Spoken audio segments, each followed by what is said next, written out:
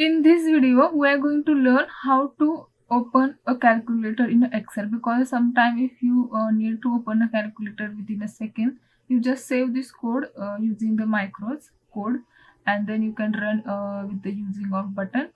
So let's see. So go to developer tab using Alt 11 and then click on the Visual Basics. Okay. Now after you click on the Visual Basic, the window will be open, this one. Now after that, check your which sheet you are working on. So my sheet name is a calculate. Okay, so calculator or calculator. So then right click on that, insert module. Okay, and after you insert module, this code editor will be open. Okay, so what is the code? Sub is for our starting with in the like macros. Code will start with the sub, like a substitute.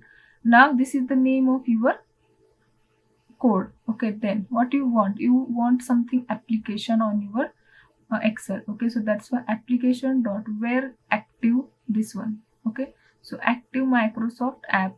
Okay, that is the Microsoft app index equal to 0. Okay, and save this micro code, and then you should run this one. Okay, actually I already ran, that's why it's here. Let me cancel this one. Okay, now run this one.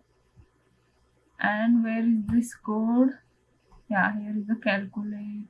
Check in your macros list. Okay,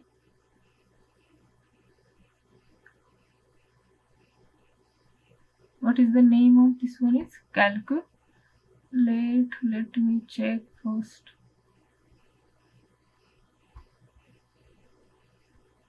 Okay, open calculator, the name is. So maybe, yeah, here.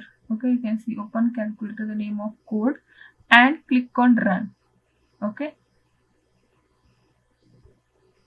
yeah, you can see the calculator is open here.